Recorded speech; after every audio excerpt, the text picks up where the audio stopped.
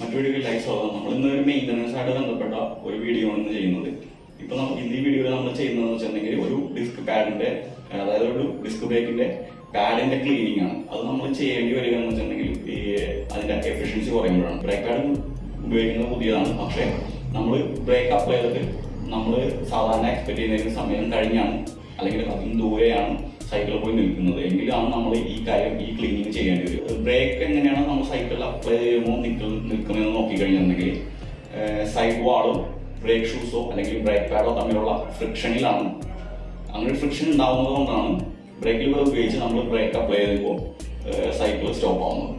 ഈ സൈഡ് വാളും ബ്രേക്ക് ഷൂസോ അല്ലെങ്കിൽ ബ്രേക്ക് പാഡോ തമ്മിലുള്ള ഫ്രിക്ഷൻ ഉണ്ടാവുമ്പോൾ ഒരു തേയ്മാനം സംഭവിക്കുന്നുണ്ട്. അതായത് ഒരു സൈഡ് വാളിലും കുറച്ച് തേയ്മാനം ഉണ്ടാവും, നമ്മുടെ ബ്രേക്ക് ഷൂസിലും തേയ്മാനം ഉണ്ടാവും. അത് നമ്മുടെ ഫ്രിക്ഷനിലാണ് ഈ ബ്രേക്ക് നമുക്ക് കിട്ടുന്നത്. അപ്പൊ അതുകൊണ്ടാണ് അവിടെ ഒരു തേയ്മാനം ഉണ്ടാവുന്നത്. ഒരു 1000 കിലോമീറ്റർ അല്ലെങ്കിൽ 2000 കിലോമീറ്റർ ഉപയോഗിച്ച് കഴിയുമ്പോൾ ഈ വെയർ ഔട്ട് ആവുന്ന ഇതിന്റെ പൊടി, അതായത് ഈ റിമ്മിലും ബ്രേക്ക് ഷൂസിലുള്ള പൊടി എങ്ങോട്ടും പോവാതെ ഈ ബ്രേക്ക് പാഡിൽ തന്നെ ആക്ടിവേറ്റഡ് ആവും. അപ്പൊ അങ്ങനത്തെ ഒരു സിറ്റുവേഷനിലാണ് നമുക്ക് പ്രോപ്പറായിട്ട് ബ്രേക്ക് കിട്ടാതെ വരിക, അല്ലെങ്കിൽ ബ്രേക്ക് പാഡിന്റെ അല്ലെങ്കിൽ ബ്രേക്കിന്റെ എഫിഷ്യൻസി കുറയുന്നത്.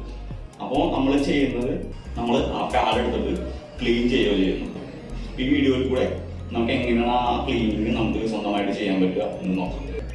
അപ്പോൾ നമ്മൾ ബ്രേക്ക് പാഡ് ക്ലീൻ ചെയ്യുന്നതിന് വേണ്ടി ഏറ്റവും ആദ്യം ചെയ്യേണ്ടത്, മുൻപിലത്തെ വീലിന്റെ ബ്രേക്ക് പാഡ് ക്ലീൻ ചെയ്യുന്നതെങ്കിൽ മുൻപിലത്തെ വീൽ പോയി മാറ്റുക. റിയർ ആണെങ്കിൽ അതുപോലെ റിയറിൽ പോയി മാറ്റുക. അതിനുശേഷം ഇപ്പൊ നമുക്ക് അത് വർക്ക്ഷോപ്പിലാണ് നമ്മൾ ചെയ്യുന്നതുകൊണ്ട് വർക്ക്ഷോപ്പ് സ്റ്റാൻഡ് ഉണ്ട്, വർക്ക്ഷോപ്പ് സ്റ്റാൻഡിലാണ് ചെയ്യുന്നത്.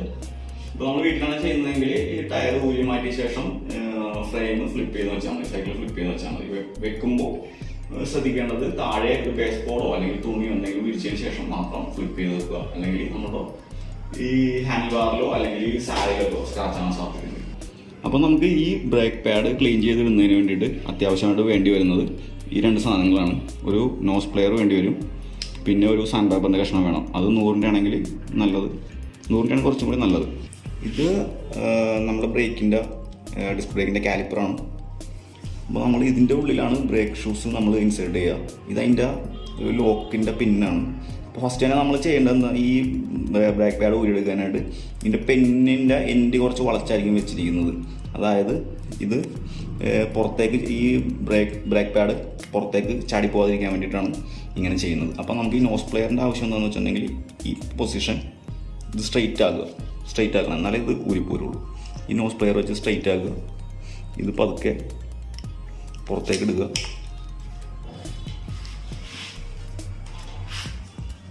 ആ പിന്നി സൂക്ഷിച്ച് വെക്കുക.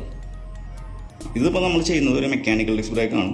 എന്തായാലും ഓൾമോസ്റ്റ് ഇത് പ്രോസസ്സ് ഓൾമോസ്റ്റ് സെയിമൊക്കെ തന്നെ ആയിരിക്കും മിക്ക ഡിസ്ക് ബ്രേക്കുകളിലും.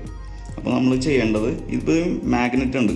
ഇപ്പോൾ ഈ സൈഡിലൊരു മാഗ്നറ്റ്, ഈ ലെഫ്റ്റ് റൈറ്റിലും മാഗ്നറ്റ് കൊടുത്തിട്ടുണ്ട്. അതുകൊണ്ടാണ് ഈ ബ്രേക്ക് പാഡ് നമ്മൾ ഈ പിന്ന് ഊരിയിരുന്നെങ്കിൽ പോലും പുറത്തേക്ക് ചാടിപ്പോകാത്തത്. അപ്പോൾ നമ്മളിവിടെ കൈവച്ച് അല്ലെങ്കിൽ പ്ലെയർ വെച്ച് പ്രസ് ചെയ്തിട്ട് ഇത് ഊരിയെടുക്കുക. ബ്രേക്ക് ഷൂസ് ഊരിയെടുക്കുക, ബ്രേക്ക് പാഡ് ഊരിയെടുക്കുക.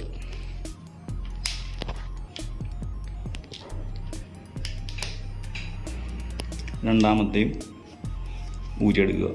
ഇതാണ് ഡിസ്ക് ബ്രേക്കിൻ്റെ ബ്രേക്ക് പാഡ്. ഇനി നമ്മളിത് ക്ലീൻ ചെയ്യാൻ പോവുക. അപ്പോൾ ക്ലീൻ ചെയ്യാൻ വേണ്ടി നമ്മൾ ചെയ്യുന്നതെന്ന് വെച്ചിട്ടുണ്ടെങ്കിൽ ഈ സാൻഡ് പേപ്പറിൻ്റെ റഫായിട്ടുള്ള സർഫസിൽ ഇതിൻ്റെ ഈ പോർഷൻ, അതായത് ഈ പാഡിൻ്റെ ഫേസ് ചെയ്തിരിക്കുന്ന ഈ പോർഷൻ റബ്ബ് ചെയ്യാൻ വേണ്ടത്. ഇതിപ്പോൾ ഒരു ഡാർക്ക് കളറാണ്. ഇതിപ്പോൾ നമ്മൾ റബ്ബ് ചെയ്ത് കഴിയുമ്പോൾ ഇതിൻ്റെ കളർ ചേഞ്ച് ചെയ്യും. ഇതൊരു കോപ്പർ കളറിലേക്ക് വരും. നോക്കാം നമുക്ക്.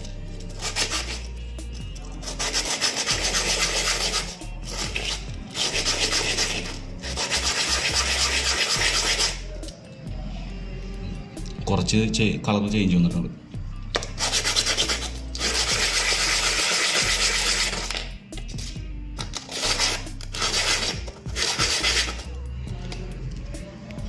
ഇപ്പോൾ ഓൾമോസ്റ്റ് ക്ലീൻ ആയിട്ടുണ്ട്. അതുപോലെ തന്നെ രണ്ടാമത്തെ ബ്രേക്ക് പാഡ് എടുത്ത് റബ്ബ് ചെയ്യുക.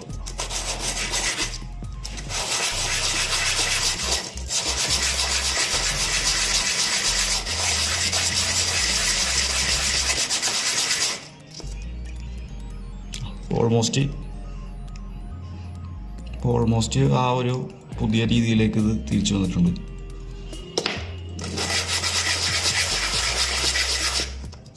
ഒന്നും കൂടി റബ്ബ് ചെയ്യുക. അപ്പോൾ ഇതിൻ്റെ കളറ് എല്ലാ സ്ഥലത്തും ഈവൻ ആവും. അങ്ങനെ ഈവൻ ആകുമ്പോഴാണ് ഇത് കറക്റ്റായിട്ട് ക്ലീൻ ആവുന്നത്. പിന്നെ അതിനുശേഷം എന്തെങ്കിലും ഒരു ചെറിയ ബ്രഷ് ഉണ്ടെങ്കിൽ ഇതും ഇരിക്കുന്ന ഡസ്റ്റ് തുടച്ച് കളയുക.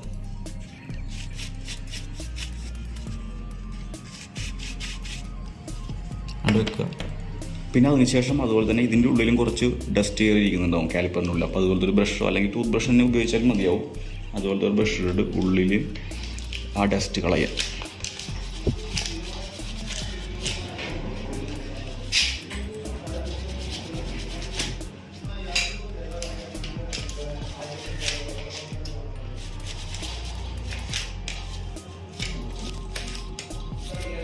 ഇതിനിപ്പോൾ നമ്മൾ ഈ ബ്രേക്ക് പാഡിൻ്റെ ഉള്ളിലേക്ക് ഇൻസേർട്ട് ചെയ്യുന്നത് എങ്ങനെയാണ് നോക്കുന്നത്. ഇത് ആദ്യം ലെഫ്റ്റ് സൈഡിൽ റൈറ്റ് സൈഡിൽ ഏതെങ്കിലും സ്ഥലത്തേക്ക് നമ്മൾ കയറ്റി വയ്ക്കുക. ആ മാഗ്നറ്റായിട്ട് ചേർത്ത് വെക്കുക. പിന്നെ ഈ പിന്നിടുന്ന ഹോളുണ്ടാവും, ആ ഹോളും കൂടെ ശ്രദ്ധിക്കുക. ഓൾമോസ്റ്റ് അത് കറക്റ്റാക്കി വെക്കുക. അതുപോലെ തന്നെ അടുത്തത് ഇൻസേർട്ട് ചെയ്യുക. മാഗ്നറ്റ് കൊണ്ട് പെട്ടെന്ന് പിടിക്കും. പിന്നെ നമ്മുടെ കയ്യിൽ നിന്ന് താഴത്തേക്ക് വിട്ടു പോവുകയും ചെയ്യില്ല. ആ പിന്നിൻ്റെ അങ്ങോട്ട് ഓൾമോസ്റ്റ് കയറ്റി വയ്ക്കുക.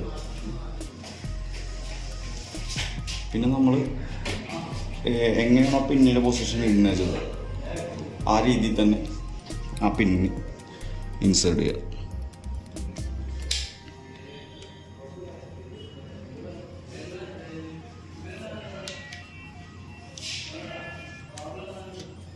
പിന്നി ഇൻസേർട്ട് ആയിട്ടുണ്ട്.